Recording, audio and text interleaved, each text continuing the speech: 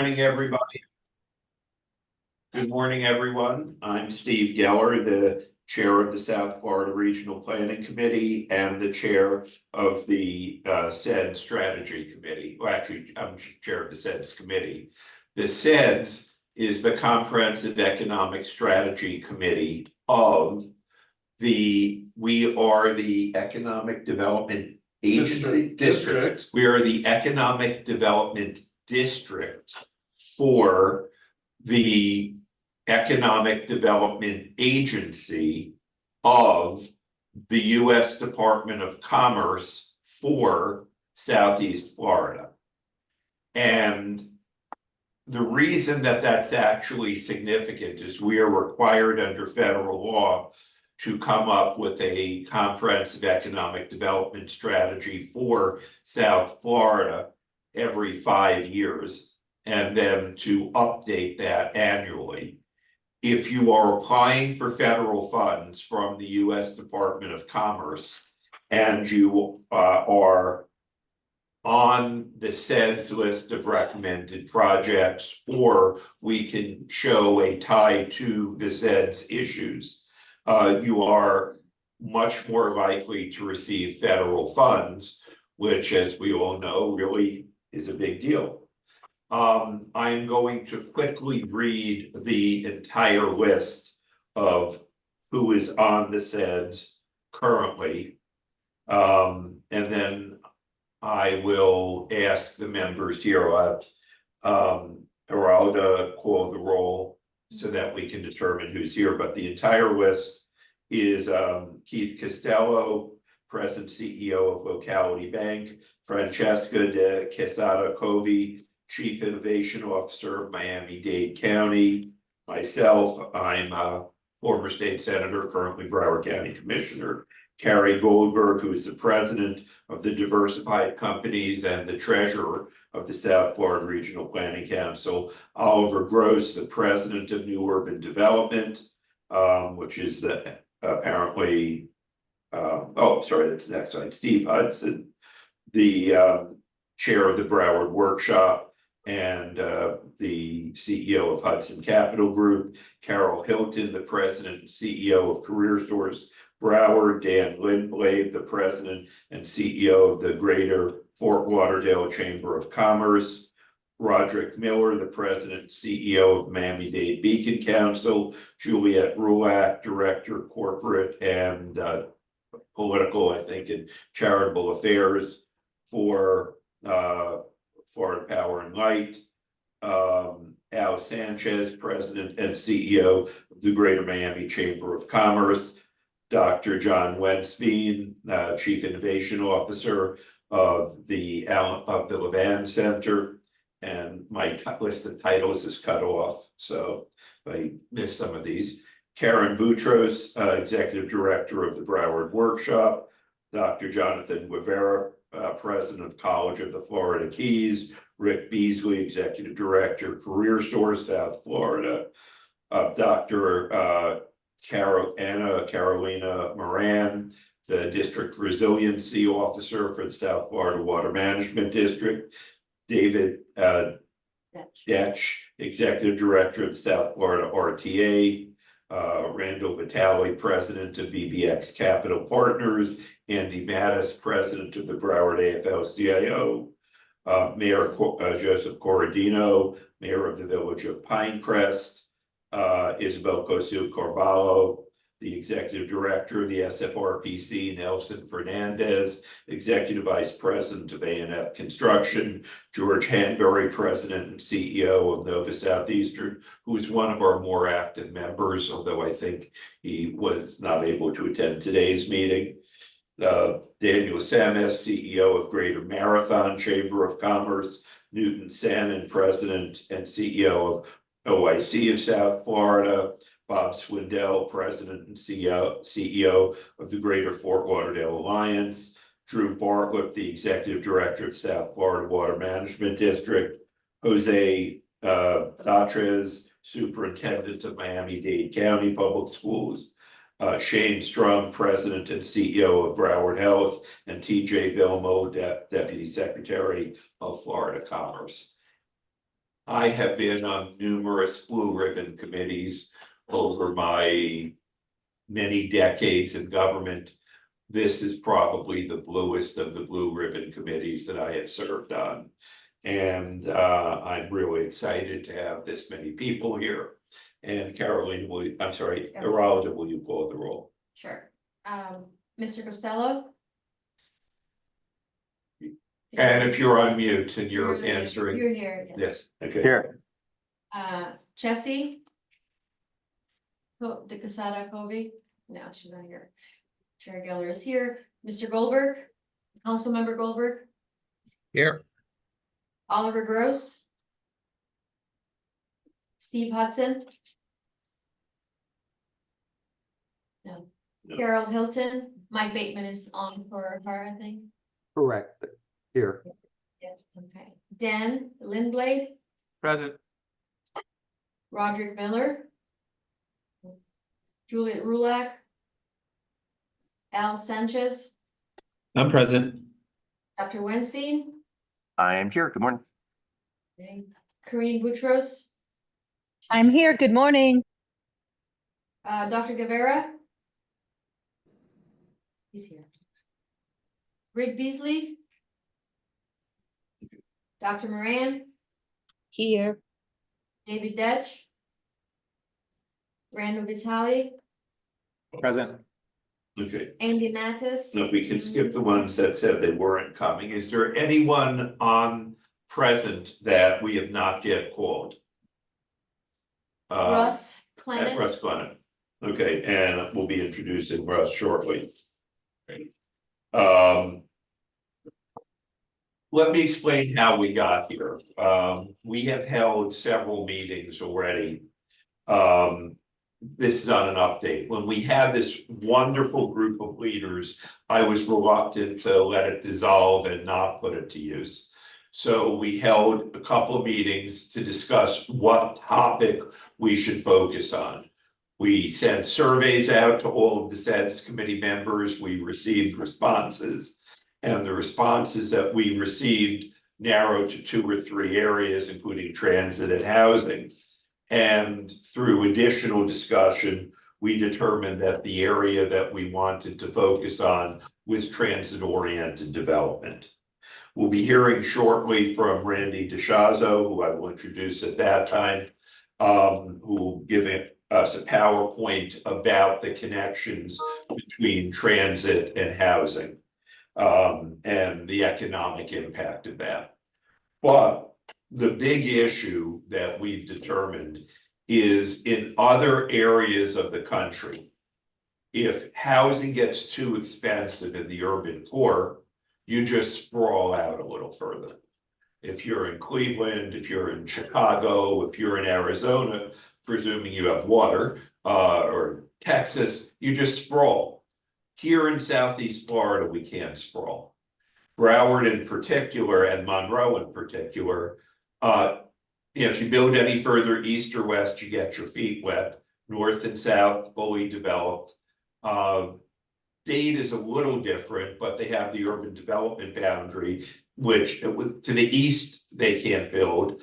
They can go, I guess, a little south, further develop in the Homestead and areas around that.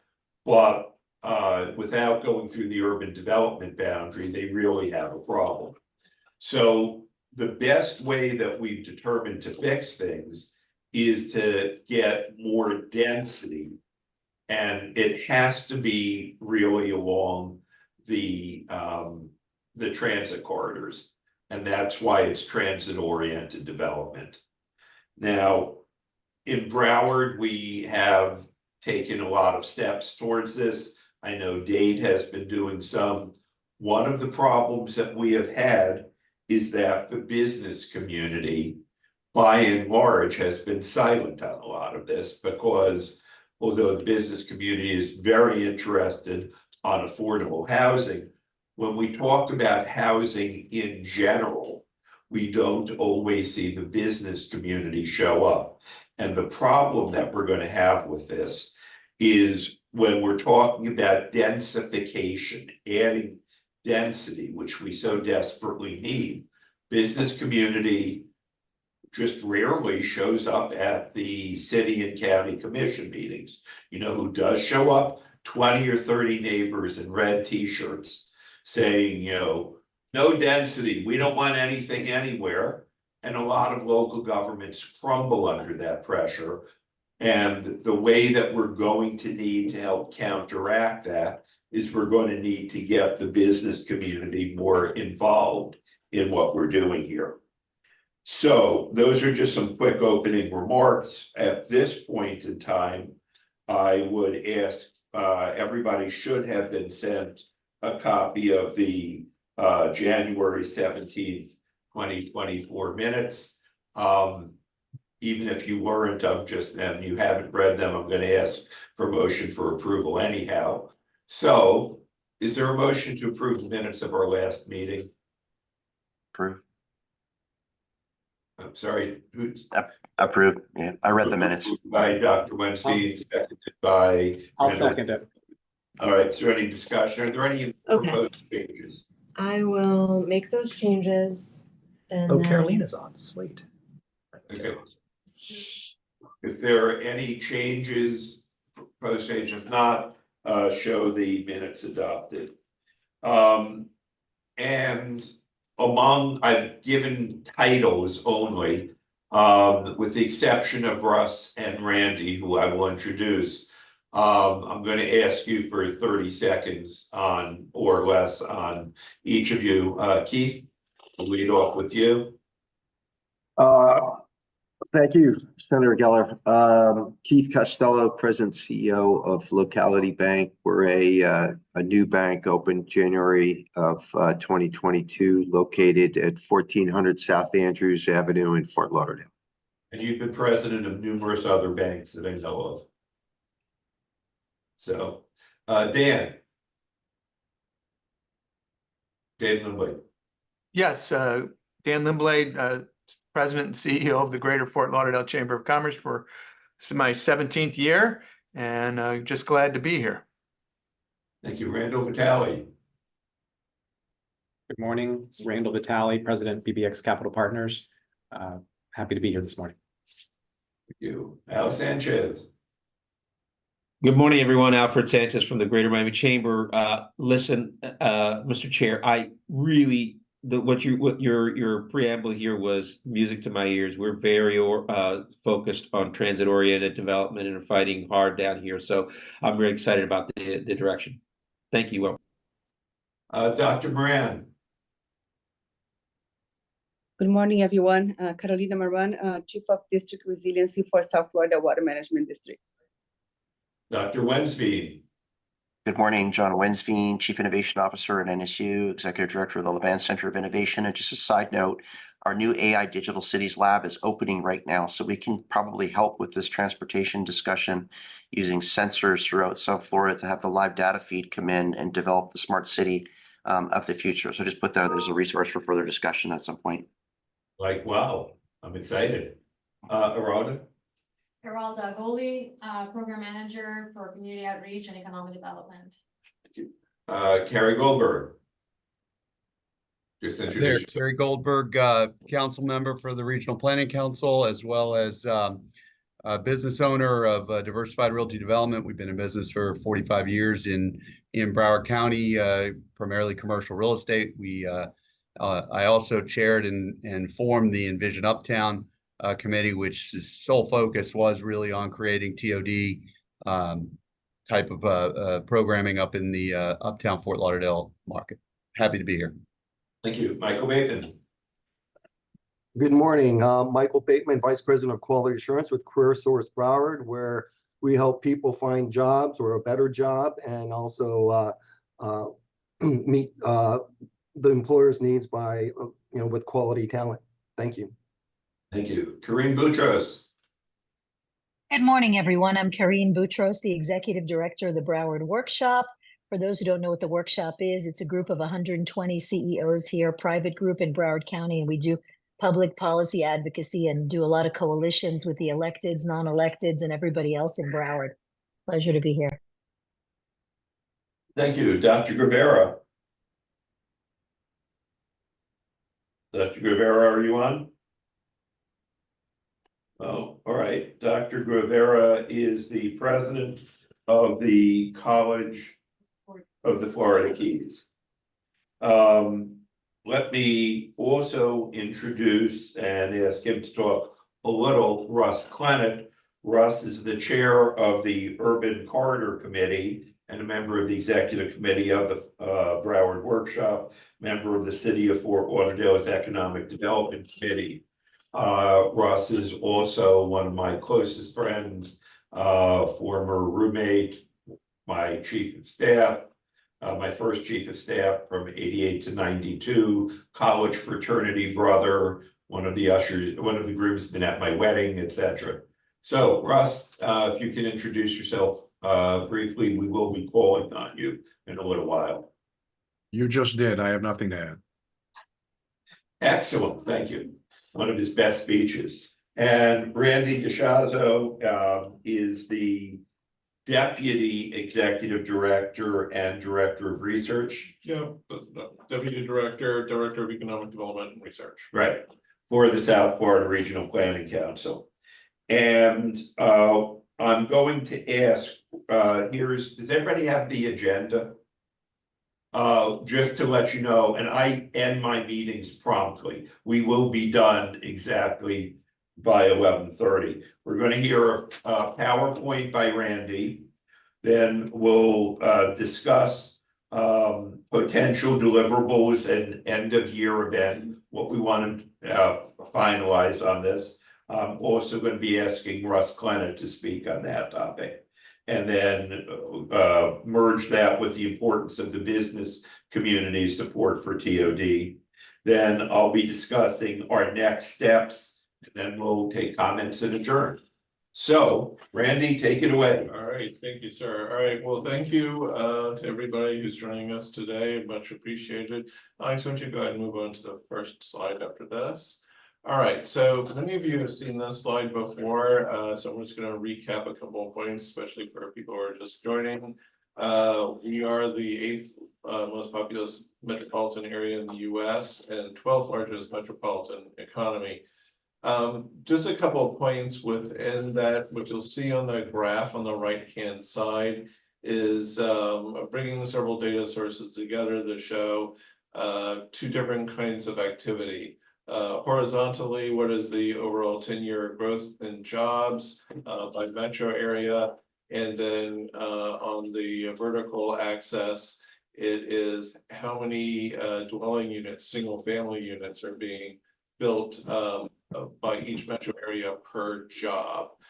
And so the reason why the metro areas at Miami, Fort Lauderdale, and West Palm are included in sort of like gray or greenish polygon is to show basically metro areas that are similar in terms of job growth and to a lesser extent in terms of developing housing. As Chair Geller mentioned, cities like Atlanta, Dallas, Houston, they can just grow. They can spread all over the place to provide ever more housing. Places like Seattle and certainly our region are more constrained, and that is reflected in the number of units per jobs that are created. And so part of what you'll see on the left-hand side is essentially where the Miami area lands in terms of how many units are produced per job, which is about 4.2 jobs per housing unit, which is generally half as many housing units as you need, if not a bit more, because of course there's already an existing gap in housing.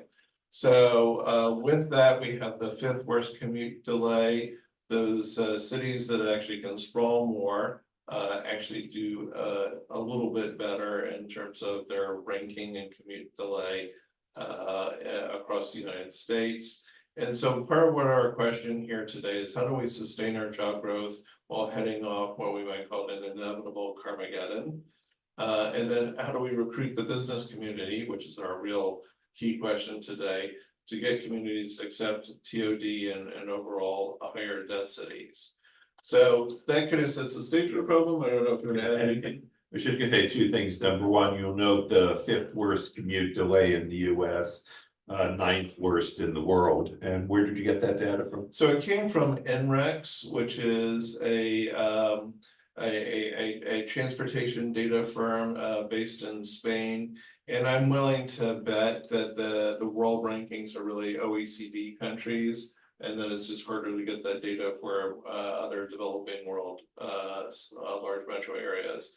But it is still a pretty significant ranking, and it's persisted over years. And one last thing on that in terms of the housing shortage. I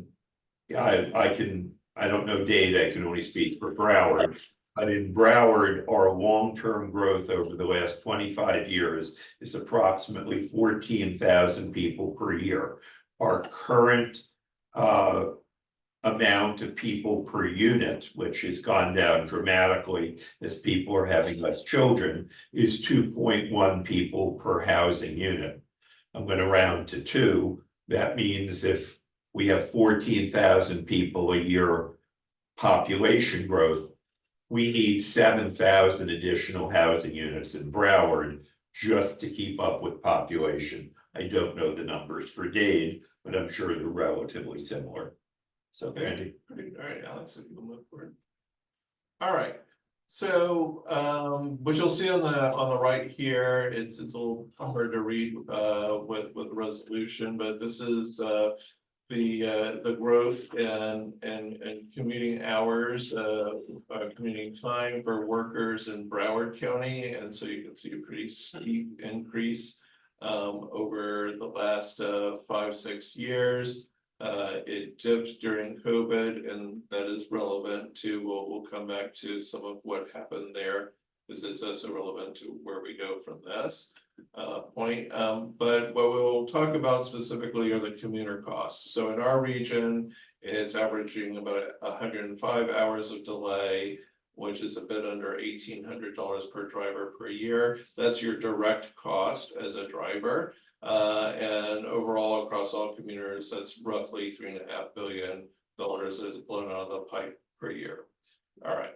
Now, freight is the other big part of this picture. We won't really delve into it other than costs tend to skyrocket the more that carriers face per hour of delay. And it also matters in terms of who receives the freight, depending on what industry you're in. You can also pay extensive premiums based on how price and time sensitive your industry is. So we'll just go ahead and go on, because like the next slide is kind of key to our discussion. I'm sorry if it doesn't quite fit on the screen like it's supposed to. But the idea here is that, especially when we talk about commuters, there are a whole bunch of direct and indirect costs that we anticipate on a year-by-year basis, not just in terms of lost productivity, overall increases in delivery and supply costs, but there are also spillover effects on your colleagues. They're waiting for you to show up, and if you don't, then it might impact morale, work-life balance, and other intangible costs. But some of the bottom line impacts are really higher commuter costs, really equate to higher consumer prices, and that in turn slows down our economy. So what you see in that sort of green box is our estimate using our economic models to approximate the 10-year losses to the Miami metro area. So that's really our 3 counties, Monroe, Broward, and Miami.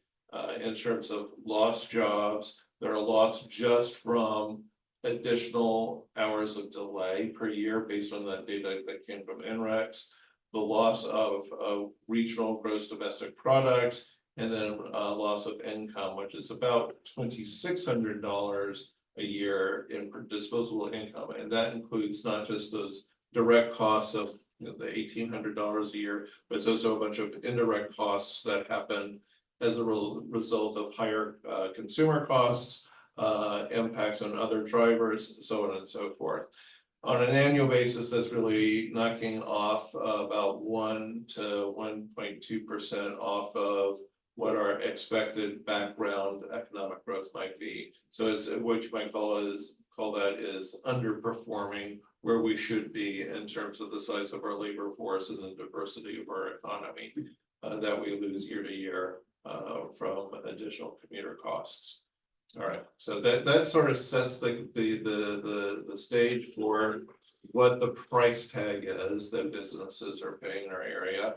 And to help flesh out a little bit some of those sort of very dry data sources, we sent out a survey to our CEDS members. Thanks to everybody who was able to respond. I had a very productive conversation with the Broward MPO who shared their survey with its business contacts. Altogether, we got 13 responses, which for a survey of businesses doesn't sound great, but actually it's not the worst I've seen because it is quite extraordinarily hard to get businesses to respond to a survey. Last time I did it, I had to offer everybody a free trip to a steakhouse. and that brought in responses. We didn't get with that this time. Okay, so I'm going to give you a bit of an overview of who responded and what this might tell us in a very general sense about where our committee is. More generally, what you see here is we have a mix of some small employers. The overwhelming majority of businesses in the state have fewer than 10 employees. I think the average is less than 5. And then you have a significant group of over 250 employees. And then you have the distribution of industries from education to professional real estate services, again, reflecting the composition of our committee. We'll go forward. All right, so this is some of the more interesting answers that we got. In terms of what to the extent you believe that congestion, transportation affects your employees' punctuality and overall productivity. So here, what was interesting is that most people felt that there was a moderate impact. And that's consistent with what we see everywhere, where people have become accustomed to congestion. And it's really the unusual days where we really see a significant change in attitude, but nevertheless, that background level of congestion is still there. A large group of respondents said that yes, you've lost employees due to the inability to find affordable housing, and I think we'll see more of that. And Alex, please proceed. And then we've also seen loss of potential employees, so people who are discouraged from taking jobs in our region because of the lack of affordable housing. All right, so just moving on a little bit. Generally, of course, most companies do not provide support for housing. I don't really know what that would look like, to be honest. But it was certainly worth raising. It might be the case that in some cases, universities provide faculty with some sort of subsidized housing. I know that like in New York and other large metro areas that sometimes occurs. In terms of transportation needs, generally no, except for free parking, which is a subsidy. And it is important to note that. All right. And then just generally moving on with just tapping into whether or not there is interest in partnering with local government community organizations. The people who did not know were the largest contingent of responses. And so that's, can you back up like you're going a little fast? So this is worth coming back to simply from the perspective of again, how do we improve our outreach and messaging on this particular set of issues? Now, please proceed. All right, thank you. All right, so to kind of dig into what we need to do going forward, all of this has been explaining rain, I think, because it's fairly obvious. We need to deal head on with the major complication, which is NIMBYism, and as Jared Geller mentioned, there's also a lot of what I would call anyway self-sabotage at the local level that we anticipate pushback from the public, and we sort of try to get ahead of the game by cutting down what the developer may be asking for. I will give one quick example because it's a city that's, I think, a couple of 100 yards away from where I'm sitting. City of Dania Beach wanted to do a great deal of improvements in the area. They put in a new zoning code that would have permitted much greater levels of densification. And they were getting a lot of applications there to, instead of the old, 2, 3, 4 stories on US 1 or Dania Beach Boulevard or Sterling Road, they were able to start getting a lot of development there. And the new administration that has been recently elected has determined that, oh no, our people don't really want that. So they've now repealed most of that, not because of actual complaints of people showing up in the red shirts, but because of fear that in the future Right. they would show up. And that's what I think Randy's referring to by local government self-sabotage alignment. Yes. That's Back to you. All right, great, thank you. All right, so in terms of defining what success means for this project, I think there are many different ways of thinking about how success might play out. One that I think we often see in transportation planning is you want to look at shorter commutes. That is complicated, especially in a largely built out area where the more money you put in, it seems like there are fewer gains per driver. And then as we've also seen, more capacity usually means more induced travel. On the other hand, from perhaps a more business-oriented perspective, businesses want to ensure that they have access to labor.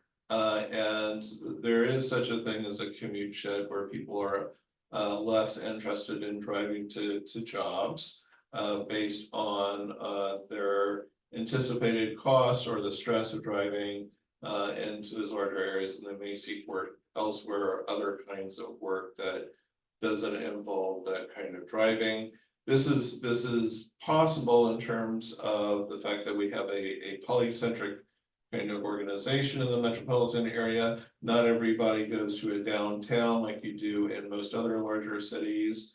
And that can be an advantage in terms of how we think about this problem and why TRD is specifically. Randy, would that mean, like, I know that Cypress Creek, for example, has a ton of office buildings.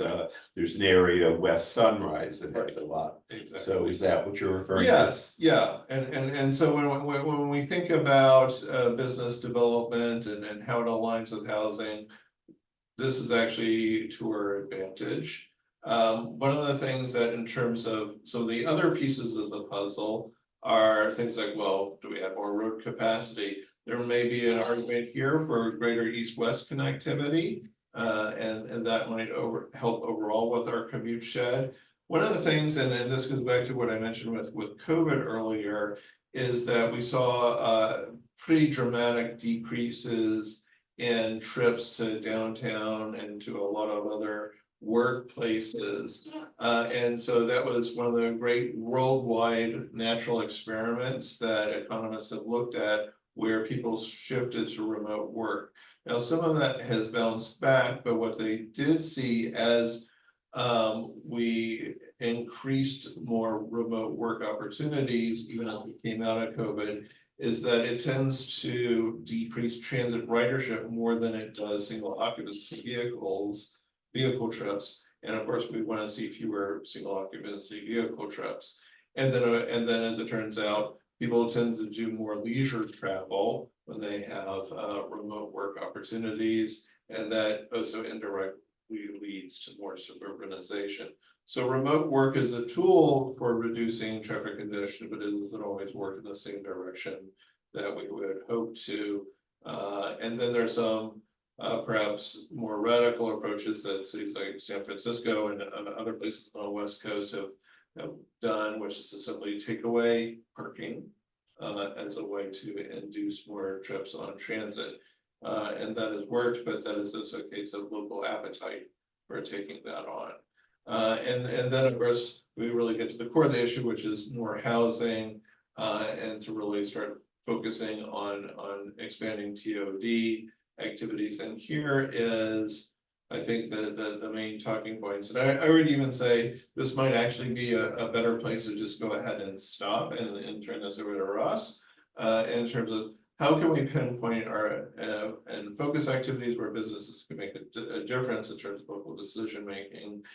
What kinds of talking points might be helpful when they do go out and address public bodies on external decisions. And before we do that, by the way, I see that you still have a lot of slides left. Yeah, they weren't all necessary, Gotcha, like, you know, for what we were gonna get to today. Okay, on the one issue that I think we should also, when we're talking about TOD, what we're talking about more capacity means more induced travel. Mhm.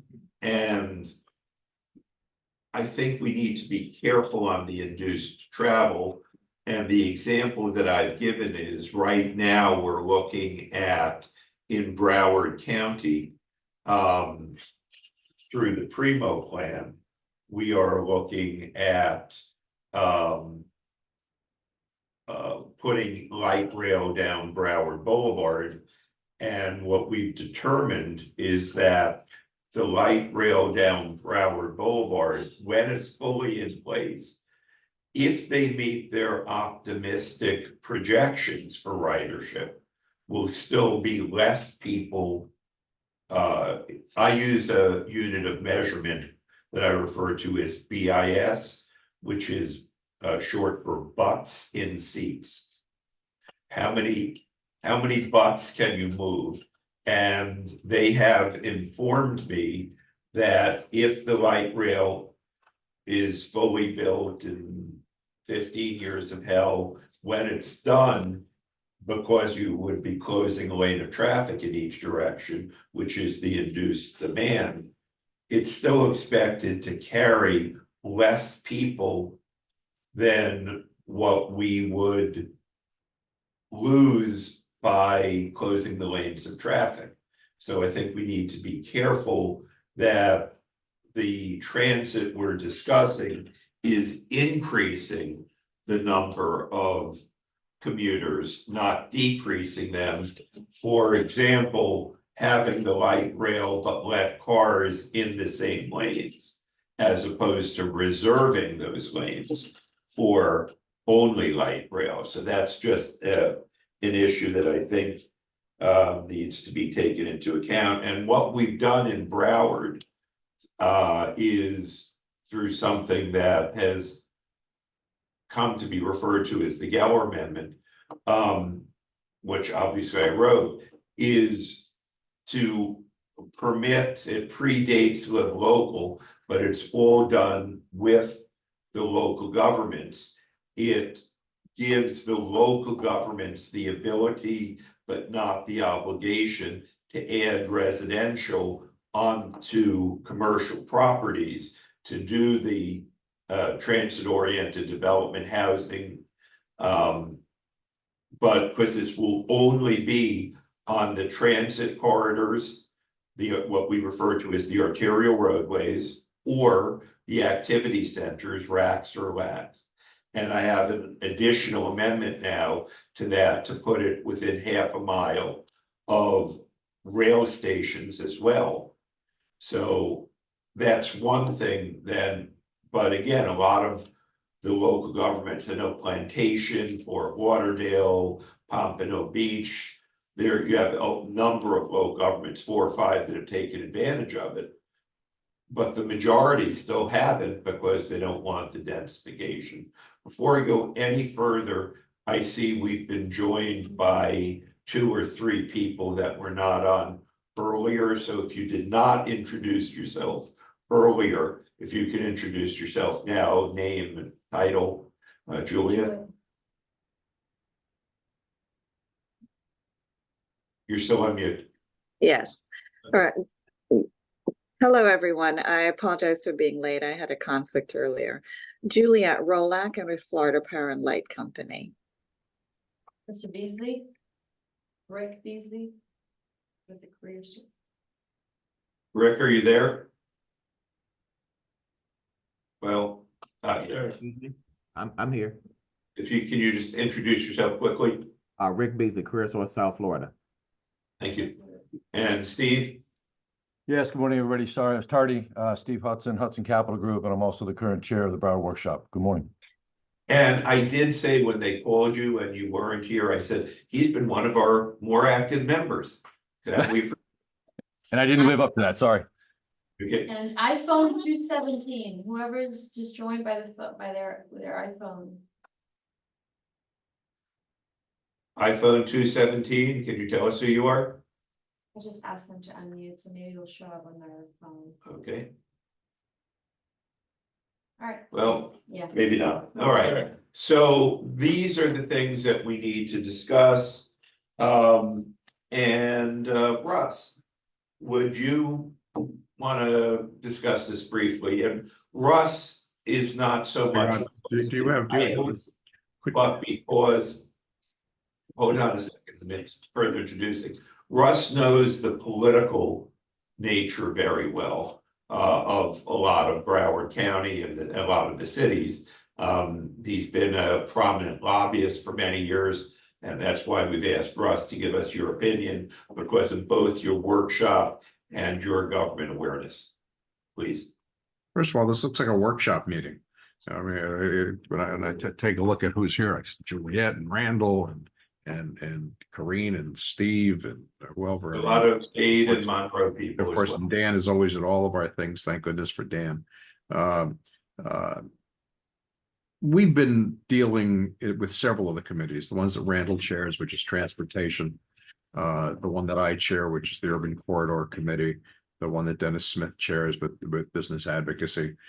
We've been really transportation heavy for about 2 years now, because we've understood, and the business community understands, that mobility is a big deal. And while nothing is yet put in stone, the business community has been pretty clever. We know that at some point, maybe not necessarily in the balance of my lifetime, we'll actually have commuter rail along the FEC corridor. We think that's a very likely occurrence because of the participation of the federal government and the effort by the Broward County Commission to start to fund the southern portion of commuter rail. The fact that all of the cities on the north part of commuter rail have pitchforks and torches and are likely to go to the county commission and make those positions well known if they don't get across the river. But these are massive, complicated infrastructure projects that have lots of moving parts. But one of the things that the business community has figured out, that this is going to happen at some point. We've also figured out that nobody's building high density in too many areas of Broward County where there isn't adequate transportation or transportation options. We think that first of all, if you take a look at the FEC corridor, an awful lot of that corridor is made up of, let's call it property that you could probably afford to buy. And you would not be surprised that a lot of the auto body shops and lawnmower repair places and else along that corridor have been acquired and are in the process of being acquired. And you can see some of these developments. You guys can talk and put up all the things that you want, but let's take a look at a couple of examples. Let's take a look at Oakland Park.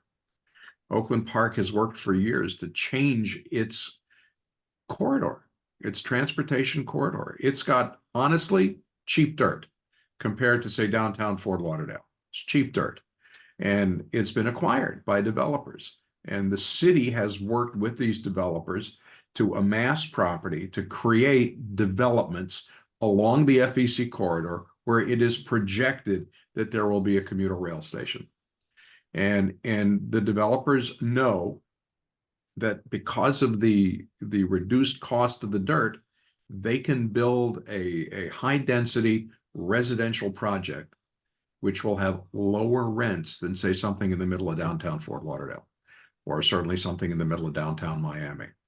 And the beauty of the FEC is it tends to go where most of this, and I think this is one of the things that you guys are missing in a large portion of your discussion, is where do people work? Or where do people work?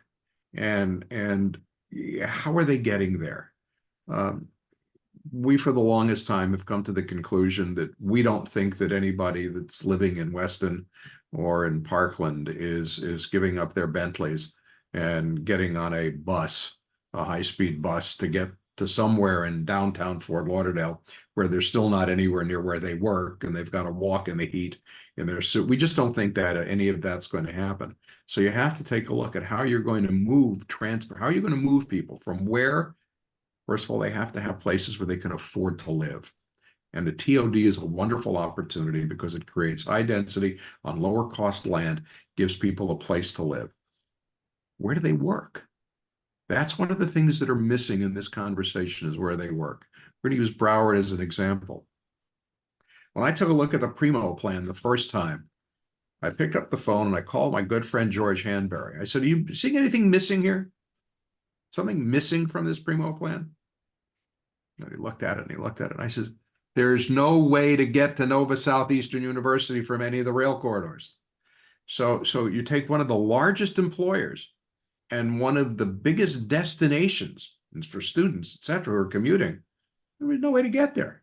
And Russ, I'm going to briefly interrupt you there. This goes back to the problems in cities. I tried to get part of the Primo plan, the rail, directly to Nova Southeastern down Griffin, and the city of Davie unanimously 5-0 said that they would lay down on the tracks that we built to prevent what we were doing. And this is exactly the problem.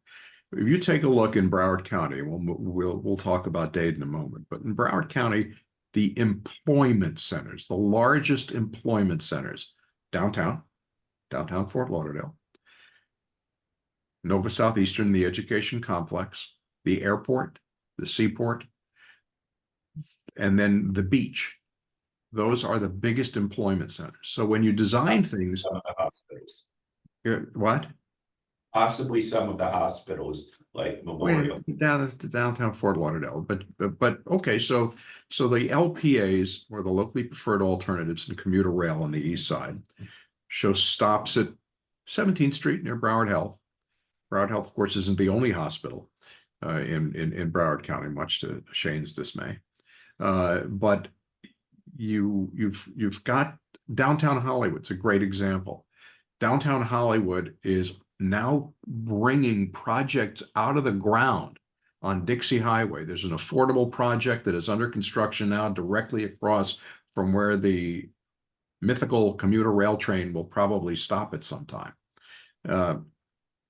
But you've got to get people from that FEC corridor, in my opinion, not east and west along Oakland Park Boulevard, which the county's surtax folks has decided is the first corridor that they're going to use for either light rail or express buses.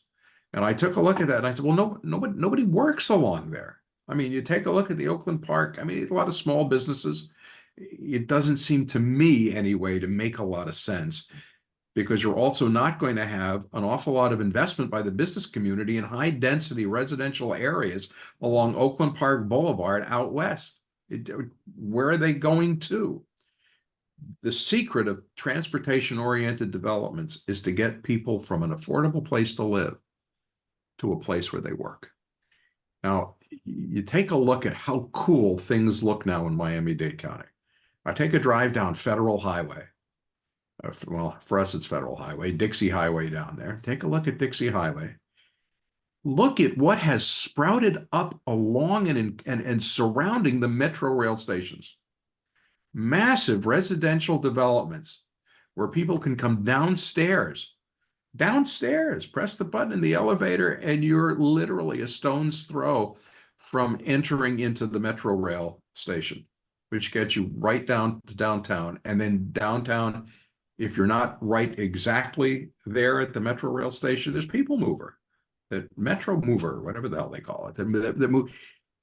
Miami-Dade is ahead of Broward County. Miami-Dade is ahead of Broward County in a large and dramatic way. But you can see the value of a transportation-oriented development with all of these massive residential projects happening. And those are people that are getting out of their cars. They're getting out of their cars. And they're working and living along that corridor, which is, I think, Randy, what you were trying to essentially put forward in what you were talking about with all the little Venn diagrams and circles that I didn't understand much. Sorry. But the business community is all about making money. Okay. Yeah, okay, we've got a few altruistic people, but they're all about making money. And so they've identified, they take a look at Miami-Dade County and say, if you build it, they will come. And we can look into the future. I know under Steve Hudson's leadership at the Broward Workshop and Corrine's directions for all of us, otherwise nothing would happen. We're seeing commuter rail is coming. We're seeing it's happening. What this group ought to start thinking about is, okay, so you've got the spine. You've got the spine, which will be commuter rail, and there are so many complications. I met last week with Bob Ledoux from the Florida East Coast Railroad. He made an observation that Stephen has made about roadways in the past. He says, okay, guys, I currently have 2 tracks. I got 2 tracks running through the corridor. He said, if you add more cars onto I-95, what do you need? You need more lanes. You need more lanes for those cars. If I've got my 8 to 10 freight trains a day, which have to run at speed and they have to run at specific times to get those containers and rock to where they're supposed to be. He said, so that's got to have priority for me. He said, and then you're going to have all these Bright Line trains, which we know is going to expand, especially as they start to add Tampa into the corridor. Trains are full now. And now you're going to add 100 commuter rail trains a day. It's not happening on 2 tracks. He needs more tracks. So when you start looking at transportation-oriented development, you have to look at the spine and you have to look at the base of the spine. And the base of the spine is you need the availability to move those trains constantly along that corridor. And notice I haven't even talked about getting over the New River yet. So these are important considerations. We said over, not under. No, well, over, under, but we're going under. We can't go over it because we're going to, with four tracks in the FEC corridor, where would you build a bridge? Right? Not happening. So the truth of the matter is that what I hope this group starts to look at, the business community has already identified the value of building high density residential communities along that corridor. We're seeing some of the same thing happen, even though there's no particular rail in Plantation. We had Plantation come and make a presentation to our Urban Corridor Committee, and it was fascinating to see exactly, they're kind of almost more of a walking community in many of the things that they're doing. And quite frankly, that's a community, in my opinion, some light rail might actually work. There's density in that area. You don't have to go east and west and from Weston to you can see with their development and their businesses and their office space that maybe there's some light rail that might work in that area to move people along and get some of those cars off some of those streets. But I think you're going to have to look, and then I'll take questions if there are any. The piece that's missing, Stephen, is how are you getting people when the train stops? How are you getting them to where they work? And one of the things that I think has been ignored is we have a tremendous number of people that work in our hotels on the beach. Those hotels keep coming. They keep growing. We keep getting more. Bahia Mar. We get all of these projects that are continuing to move. How do we get folks from their homes where they work, where they live?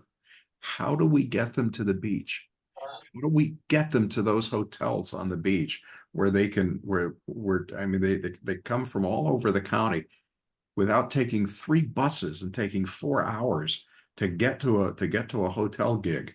And we know that tourism is our single biggest industry. those are things in terms of, are we moving people out of where they live in Margate or Lauderdale Lakes or Hallandale? Or how are you getting them to the beach? So there are challenges in terms of implementing. I think the developers and the business community, Stephen, understand the spine. They understand the spine of transportation in Broward County. We already see it in Miami-Dade. But to really make it effective, how are we getting people from the spine to where they work? And if you can do that, your TODs are going to be pretty effective. Okay, I have a couple of brief comments, and I'm going to call on Carrie Goldberg, whose hand is up. First, I wanted to recognize that Oliver Gross has joined us. Oliver, will you unmute and just tell us very quickly who you are? Oliver? All right, well, since he's not unmuting, Oliver is the president of New Urban Development in Miami, and we have been joined by James Constant, who is here on behalf, I believe, of Francesca De Quesada-Covey from Miami-Dade County. Good morning, everybody. Thank you. And good morning as well. I saw you have 11 o'clock, so we'll need to be leaving. So Oliver, tell us quickly who you are. I'm sorry, what was that name? Just quickly introduce yourself.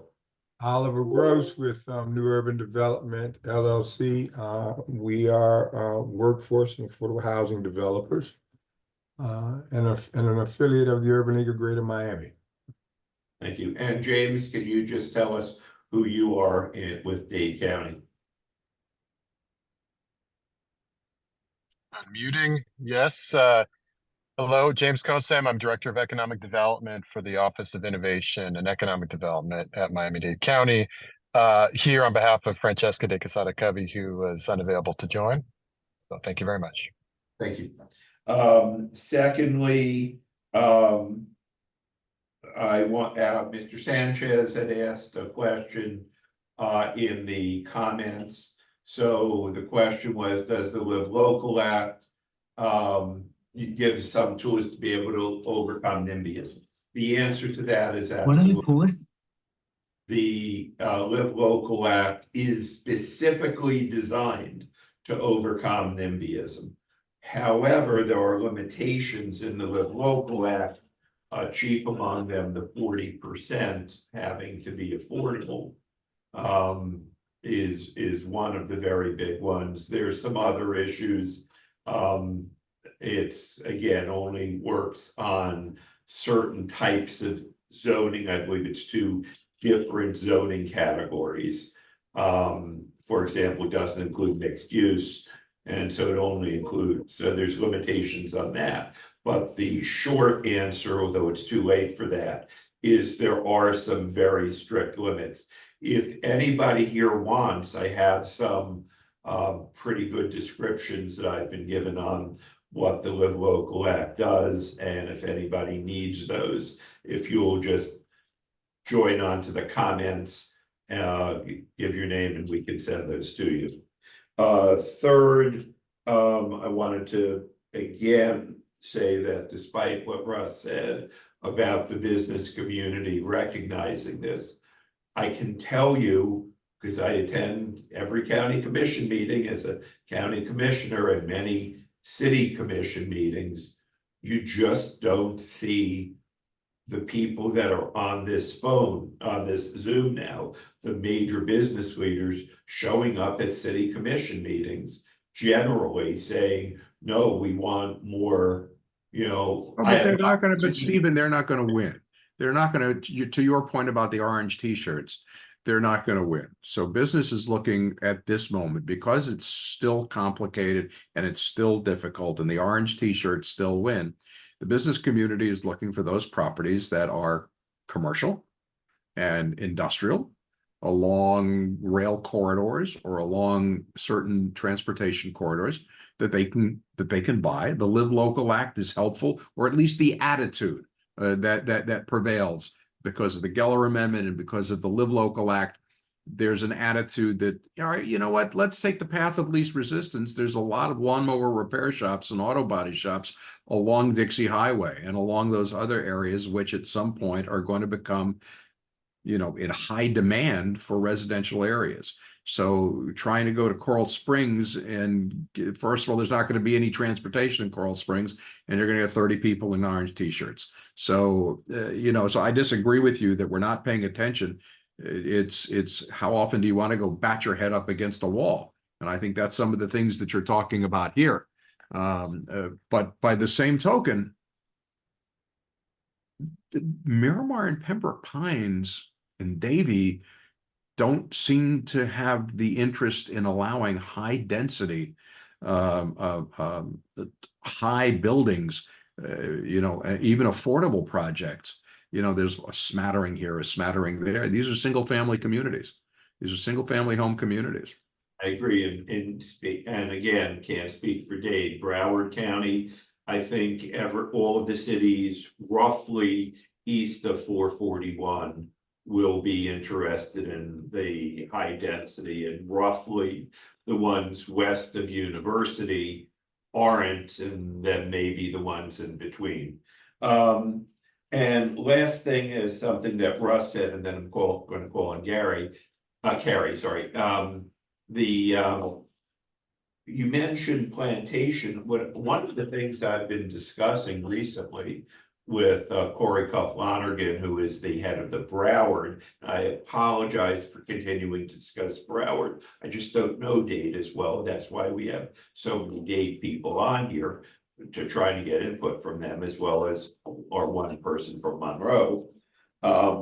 The issue is, I'm wondering if you've been to Amsterdam, if you've been to the Nordic countries, one of the things that they have are buses that are nicer than what we have, that run every 5 or 7 minutes, that have these electronic signs that say, yes, your next bus, the 32 bus to the red light district, will be along in 3 minutes and 12 seconds. And I'm wondering if maybe if we did a lot of concentration on upgrading buses while still figuring out how to keep homeless people off of them, or from riding up and down all day, that might be something that would work in areas like Plantation, where rail wouldn't work, but maybe, you know, buses or minibuses. And finally, Russ, you also said, and we can get, Randy, let's send out the SFRPC had a major workshop about a year ago on first and last mile connectivity. And we had a lot of ideas, and we'll send out to all the people on this group what the summaries were that we had from that meeting. It was an event. It was an all-day event. Yeah. All right, Carrie. Thank you, Mr. Chair. You know, Russ said some great things there, you know, that we've all heard for the last, you know, 2 decades about this, but, you know, we really need to spend the time and energy and look at the places where it's worked, the Dallas, you know, circular loop that's been formed with the rail corridor and what's happened along it, you know, how Atlanta has been able to grow. And I know we have, but in a bigger picture, but and maybe a job for the regional planning councils is to take the entire area and look at a master plan, because if you really want to get the businesses involved in it, this goes back to the whole thing of zoning and what we can and can't do, and what's in, you know, is master plan this thing in a much bigger scale, so that as a business owner, we know, all right, look, if I'm going to go spend the $100,000 to hire Dennis Mealy and go through this stuff, you know, I'm going to get approved and I know what I can do, and therefore it's worthwhile for me. You know, so I think we need to go on a much grander scale to evaluate the opportunities. Additionally, this and I've watched this now go on for when we started the whole Uptown thing in Fort Lauderdale, which is the Cypress Creek area, which is at the time was the largest daytime population in the entire county. I'm listening and looking at the proposed FEC stops, Oakland Park, Pompano, and I'm going, well, why? Just conceptually, would you not try to put something at Cypress Creek that then do some kind of a light rail or a high-speed bus that takes you right to the employment sector? And then that way you're now connecting in a full loop downtown Fort Lauderdale to Uptown, which are the two biggest employment sectors, doing the same thing, figuring out how to get out to Davie. And now you've got what TOD is supposed to be and what connectivity is supposed to be, because not only do you have to be able to get there, you have to be able to get back. And we're missing the boat there. And I don't know how you overcome it because it is political and every city wants these stops, but it needs to be based on what makes sense, not what, whatever the whoever can lobby it the best or whatever it is. So I think that we are tremendously missing by not, and Russ made the point about focusing on where are the employment sectors. The last thing I would say is, maybe the right start is to look at what we have available currently today. I know in Broward County along the Tri-Rail, we were fortunate that we had some fairly large parcels that are available or were available or have the ability to be redeveloped. Take Cypress Creek again. We have the DOT, has the big parcel right there. Let me interrupt you there, Gary, for a minute. I want you to consider something because you just mentioned something. Gary, the Tri-Rail. Unbeknownst to most people, Tri-Rail's reauthorization to exist occurs in 2030. Tri-Rail has been a bottomless pit of state money. Okay? What do you think the chances are that the state is going to, with the FEC corridor for commuter rail and Tri-Rail? I saw a Tri-Rail train the other day. It had 2 locomotives and 1 train, 1 car. Okay? 1 car. There's been little, if any, development that has occurred along the Tri-Rail corridor. There's plenty of buses that the county has to try to get people from Tri-Rail to places. Don't seem to carry many people when I see them. And I see a whole lot fewer of those. We used to see those Tri-Rail connector buses. We don't see very many of those anymore. What do you think the chances are the state's going to reauthorize Tri-Rail? Look, all I can tell you, Russ, is I didn't know that, but it makes sense. But again, this goes back to what is along the rail. What is there? What is along the corridor? And it's garbage when you're looking at commuting. It's not, it just doesn't make sense. There are a lot of infrastructure issues to challenge. I'll tell you one that Bob Ledoux suggested to me. Commuter rail. Do you know that there is into the Miami Central Station today, there is 1 track. So when Brightline is coming, you've been on that train. When you've gone to a game or something, you've gone from Fort Lauderdale to Miami, that viaduct that starts to go up in the air, that gets you into the platform for the Miami Central Station for Brightline, it's 1 track. And then it gets there and it splits and there's 2, but there's only 1 track on the viaduct. So only 1 train can go at a time. So how are you going to get all these commuter rail trains into the Miami Central Station on 1 track? You're going to need more tracks. Are they going to be elevated? What are you doing at the ground level? There's all, my point is there's an awful lot. There's so much that has to be considered. And Miami-Dade is not walking away from the millions they've spent on the airport station for Tri-Rail. There's no train. What are you going to do with it? So you got to figure out how to get commuter rail to that station. So, I mean, there's just so many complications, but all of those create transportation-oriented developments, which is what Stephen told me the point of this conversation is. So that's why I say you got to go in a bigger scale.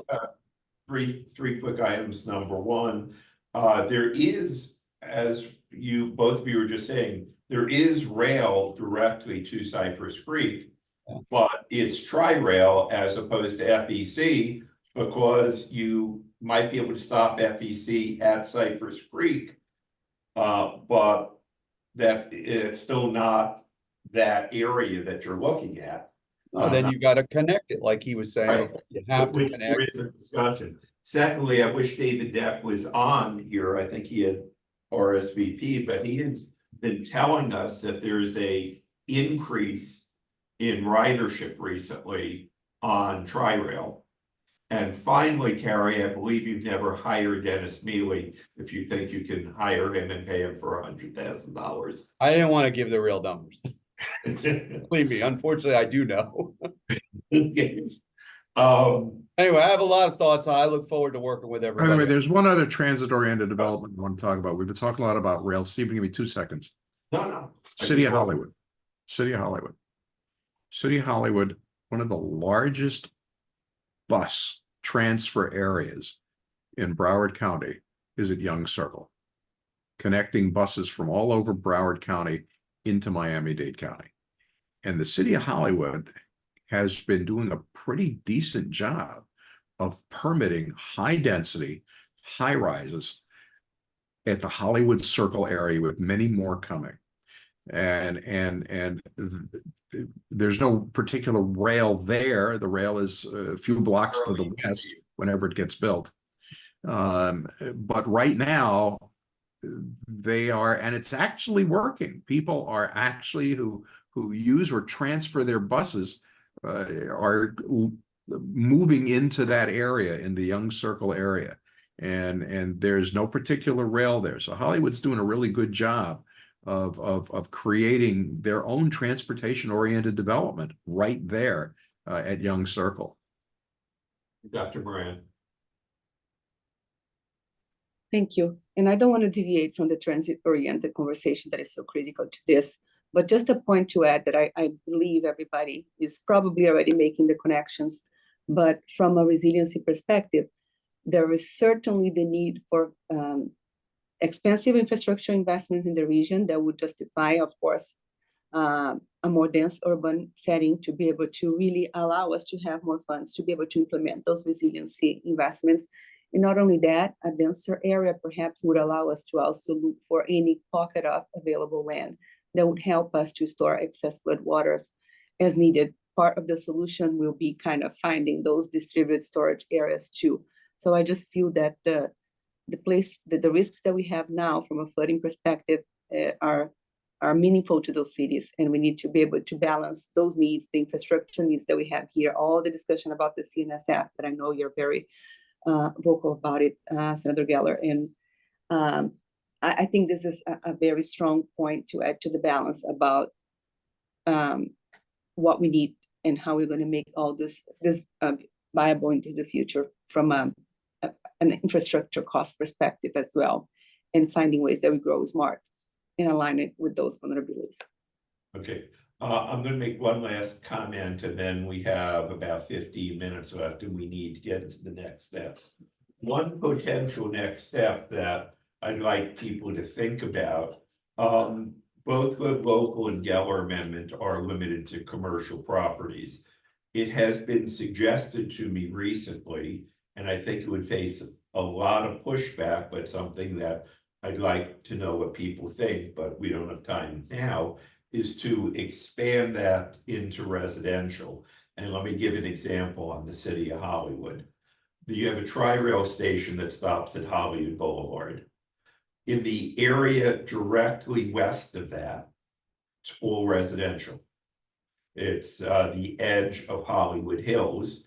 You have some very nice homes there. The county could change the land use there to permit dense residential there. The neighbors would be up in arms. Right now, it's only both the Geller Amendment and the local only are in commercial. People have been asking me to change that. I don't know what we should do on that, and I'm just floating that now. So let me ask, because my meetings end on time, we have 13 minutes left. Next steps. I'm not sure as to, I've heard, and I agree with Carrie that we should probably ask our director of research and economic development to look at how other cities are handling this. And Carrie, I think you mentioned Dallas and Atlanta. But I'll ask Randy to take a look at some of the others. Yeah. What other steps? I think we all now understand where we're going and what the issues are.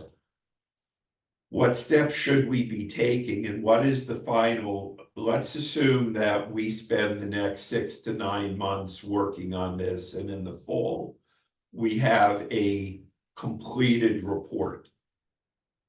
What should that report be talking about? And once we have the report, I'm not willing to have another report that sits on the shelf gathering dust.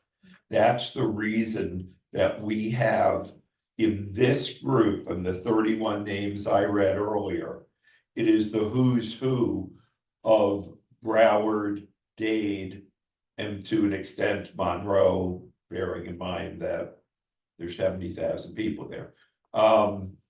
So focusing primarily on Dade and Broward without forgetting Monroe, what is it that we should be doing to try and, when we get the report, have it actually take effect? And what should the report focus on? I'm open for anybody now that wants to comment. Yes, Carrie. I think we need to probably break that report into what's attainable, and call it whatever you want to call it, by years, call it by now, later, way later, whatever you want to say. But let's look at things that can be done in the now, which the now may be 1 to 2 to 3 years, and then the next level would be the 3 to 7. But I think we should have maybe 3 groups. Carrie, I like what you're saying. So you're saying now, relatively near future, and long-term goals. Yeah, and then we can break down and see, okay, well, what's going to go into making that happen? How do we implement it after we get, the goal? I think that's an excellent idea. Anyone else have any comments? Mr. Chair, this is Jonathan Guevara. Jonathan, president of the College of the Florida Keys. Yes, the lone Monroe representative. And as I listen to the conversation, I think that, for one thing, we are focusing on a level that is way too low. We're getting far too much into the weeds. And as we think about any transportation-oriented development, one of the big issues, and this was mentioned by someone earlier, infrastructure. If we build it, they will come, yes, but in building it, there's all the other issues, whether it's the electricity, whether it's on the grid, and all of those pieces. And we have to find a way to integrate into this conversation the pieces that will bring those things along, because if we don't, we're going to find ourselves having a similar conversation, but will be later on about the lack of infrastructure to support what we're proposing. I think there's broad agreement with your remarks, Dr. Guevara. We have 9 minutes left, and I'm gonna actually have to start calling on some of you if you don't have any. We haven't really heard anything from Dade County. So Mr. Constam, do you have any comments? Yeah, good afternoon. First of all, apologies for missing the first few minutes of the call. So I can only respond to the last maybe 30 minutes or so. What I guess two things. One, thinking of transit-oriented development and broader transit plans, obviously from a region-wide perspective, which is the purpose of, I understand, this group and this plan, hugely important.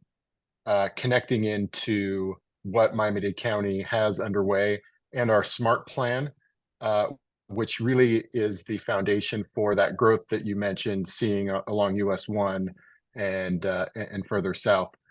I'm not aware of what type of report similar that Broward County or Monroe have undertaken similar to the SMART plan, but obviously having that depth of understanding of the assets, the right of ways, the land use, to then start to at least plan or hope for that investment. Because one thing, to your point, is having the plan. The other thing is making those investments into the infrastructure.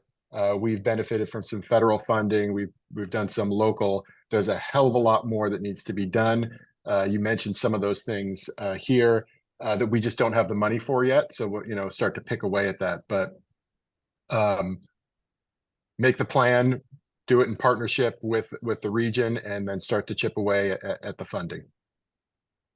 And I know that just yesterday at the Broward County Commission, we approved a joint date Broward Palm Beach app so that we can make our transit systems interoperative.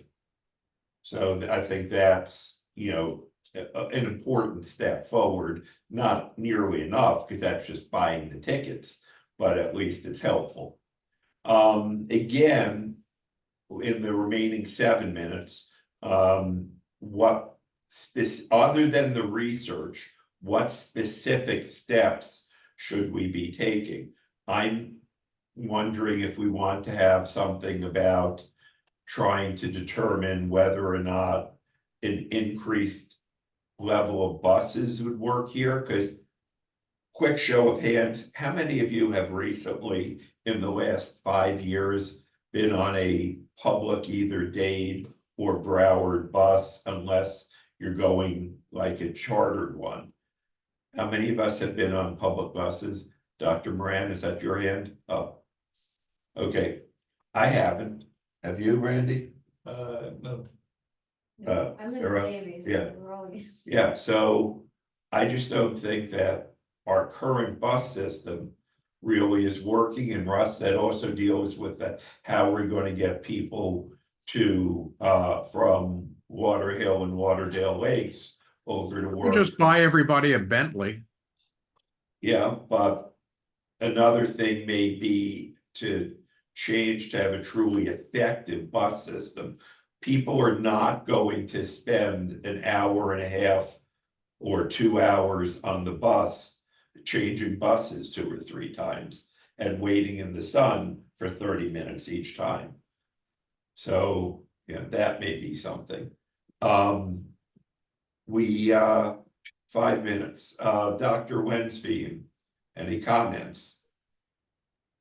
Yep, sorry, I'm here. I got construction going on in my office, which is why my camera is off, a leak.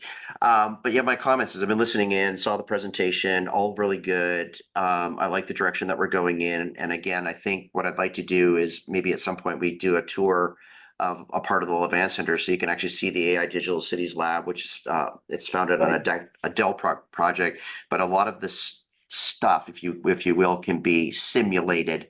And I think it'd be really interesting to figure out how we place sensors throughout the whole South Florida, Monroe, Miami-Dade, Broward, at key intersections, if you will, because we can do everything from traffic to noise to air to you name it. And there's an investment that goes with it in terms of the cost of the installation of the sensors, but it may be our lab that we use to address this problem to come up with some solutions. At least we can simulate different types of experiences based on the data that we're getting in.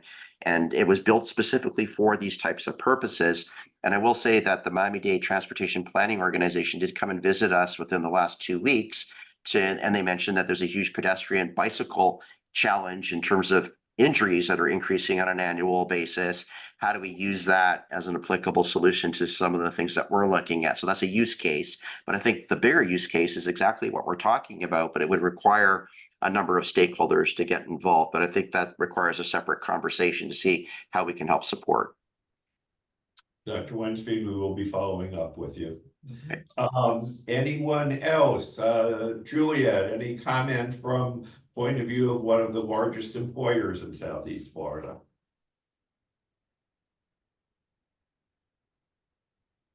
I'll take that as a no. Kareem, anything? Rick, Keith, is anybody So else? I apologize. I was having great difficulty getting off mute. I'm driving. So so 2 perspectives. First, I think there's probably a greater appreciation and willingness for companies to work with government because this critical issue of transportation, particularly of employees who really need to rely on public transportation for this process. So I do think that it is something we're seeing terribly becoming terribly important, and you know, I heard the earlier comment from Dr. Guevara about the infrastructure, and certainly, you know, FPL is a key component of that. So we're all in, and, you know, definitely appreciate being part of the process.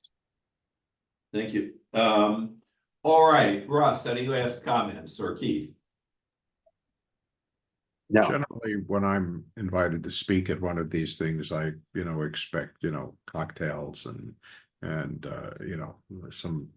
there's nothing here. I mean, you need more. I'm sorry, next time we'll have a lot of virtual food for you. That works.